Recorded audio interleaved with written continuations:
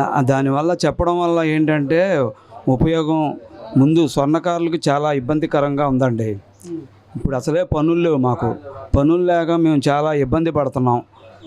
మా ప్రతి స్వర్ణకారులు రోజు పొద్దున్నే 7 గంటలకి 8 గంటలకు వచ్చి పనులు చేసేవాళ్ళు. ఇప్పుడు చూడండి టైం ఎంత అయింది, 11 గంటలు దాటిపోయింది. ఇప్పుడుకొచ్చి మేము పని మొదలు పెట్టాలి. నాది మోల్డింగ్ వర్క్. ఇప్పుడు వచ్చి పని పూర్తిగా బాగా తగ్గిపోయింది. పని తగ్గిపోవడం వల్ల మేము చాలా ఇదవడం వల్ల చాలా ఇబ్బందులు పడుతున్నాం. స్వర్ణకారులు అయితే చాలామంది కొంతమంది వెళ్ళిపోతున్నారు.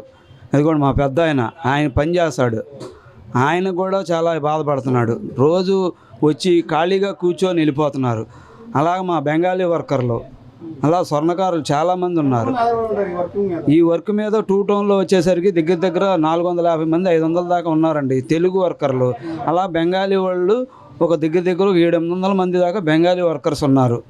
అందరూ ఉన్నారు. ఇప్పుడు జ్యువెలరీ షాపుల వాళ్ళకి బంగారం కొనుగోలు చేయొద్దని నరేంద్ర మోడీ గారు పిలిపిచ్చారు. అది పిలిపి ఇవ్వడం వల్ల దానివల్ల ఏంటంటే స్వర్ణకారులకి చాలా నష్టం. ఇప్పుడు బంగారం కొనుగోలు కూడా తగ్గించాలంటే కరెక్టే తగ్గిస్తారు. అసలుకి రేటు విపరీతంగా పెరిగిపోయింది. ఇప్పుడు వచ్చి 15,600 దాకా ఉంది గ్రాము వచ్చి 15,600 రూపాయల దాకా ఉంది. ఇవాళ మా సంఘం వాళ్ళు కూడా ఏదైనా చేయాలన్నా కూడా చేయటానికి సహాయ సహకారాలు అందించడానికి కూడా వాళ్ళ దగ్గర కూడా ఏమీ లేవు. వాళ్ళు మటుకు ఎంత మటుకు చేస్తారు.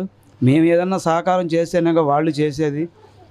అందుకని ఇలాంటి మాటల మటుకు నరేంద్ర మోడీ గారు దయచేసి స్వర్ణకారులకి దెబ్బ లేకుండా కాస్త వారు స్వర్ణకారులకి ఏదైనా ఉపాధి కూడా కల్పిస్తే వాళ్ళకి పింఛన్లు కానీ అలాంటివి చేస్తే చాలా బాగుంటుందని నా ఆలోచన అండి. నా పేరు గొల్లపల్లి భాస్కర్రావు అండి, కామాక్షి స్వర్ణకార సంఘం. ఏదాడిపాడు అదే ఆలోచిస్తున్నాం. మేము కూడా ర్యాలీ చేయాలని అనుకుంటున్నాం. మా సంఘం వాళ్ళందరూ కలిసి పెద్దవాళ్ళందరం కలిసి మాట్లాడి ర్యాలీ తలపెట్టాలని అనుకుంటున్నాం మేము కూడా. ఎందుకంటే వాళ్ళ పరిస్థితి చాలా దారుణంగా ఉందండి.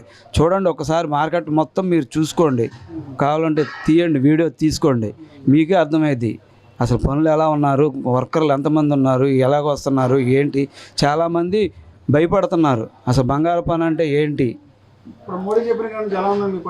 మోడీ చెప్పిన కాడి నుంచి కాదండి, అంతకు ముందు నుంచే పని తగ్గిపోయిందండి. ఈ రేటు ఒకటి, కమర్షియల్ ఒకటి బాగా పెరిగిపోయిందండి. వాళ్ళ వర్క్ ఈ జ్యువెలరీ షాపులు బాగా కమర్షియల్ పెట్టేసి వర్కర్కి బాగా దెబ్బ తగులుతుంది. ఈ సూత్రాలు కూడా వర్కర్లు చేయాల్సిన పనిముట్లు, చిన్న పనిముట్లు కూడా వాళ్ళు పైనుంచి తెప్పించేసుకొని వాళ్ళు అమ్మేస్తున్నారండి. అలాగ స్వర్ణకారులు చాలా ఇబ్బంది పడుతున్నారు. మేము కనీసం తాలిబొట్టు చేయించాలి, తాలిబొట్టు కూడా కొనుక్కొని వెళ్ళిపోయి పెళ్లి చేసేసుకుంటే మరి స్వర్ణకారుడు పరిస్థితి ఏంటండి? ఇప్పుడు మేము బతకాలంటే ఆ తాలిబొట్లు చేసి బతికే వాళ్ళు చాలామంది ఉన్నారు. వాళ్ళు కూడా చాలామంది ఆ తాలిబొట్లు తీసి అమ్ముకొని తినాల్సి వస్తుంది. స్కూల్ ఫీజులు కట్టాలన్నా పిల్లల్ని చదువులు మానిపించేశారు. ముఖ్యంగా పిల్లల్ని చదువులు మానిపించేశారు.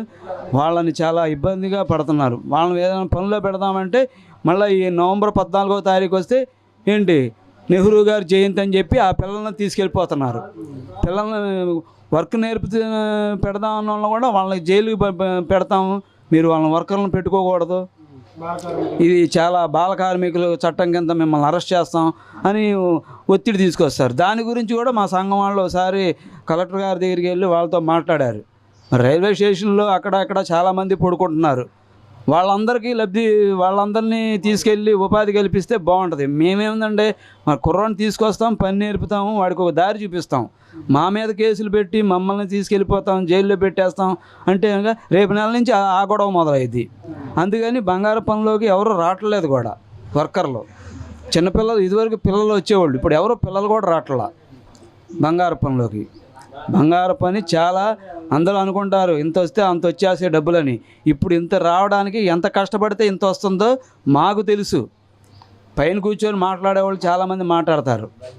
పని చేసేవాడికి పని విధానం తెలుస్తుంది, వచ్చే లాభం తెలుస్తుంది. పైనుంచి మాట్లాడేవాళ్ళకి ఏం తెలుస్తుంది, ఏం చెప్తారు? అందరూ మాట్లాడేవాళ్ళే. బంగారు పనివాడికి ఎంత వచ్చేస్తుంది, అంత డబ్బులు వచ్చేస్తాయి అంటారు. ఏమొస్తాయి? ఎంత కష్టపడితే అంత వస్తాయి. ఇప్పుడు కాసేపు అయితే నా పని వస్తుంది, నాకు 50 మిల్లీలు తరిగిస్తారు. నేను ఎంత పని చేస్తే నాకు 50 మిల్లీలు తరిగి వస్తుంది? అది కరిగి ఆయన కాటా సరిపెడితే ఒక్కోసారి 50 మిల్లీలు తరిగేస్తే 20 మిల్లీలే వచ్చిద్ది, 30 మిల్లీలు వచ్చిద్ది. ఆ డబ్బు అది తీసుకెళ్ళి అమ్మితే ఆడు మా కింద నుంచి పైదా చూస్తాడు, వీడి పరిస్థితి ఏంటి 30 మిల్లీలు 20 మిల్లీలు అమ్ముకునే స్టేజ్కి వచ్చేసాడా అని. అది స్వర్ణకారుడు పరిస్థితి, స్వర్ణకారుడు బతుకు అది. ఇవాళ స్వర్ణకారులు చాలా ఇబ్బందిగా ఉన్నారు.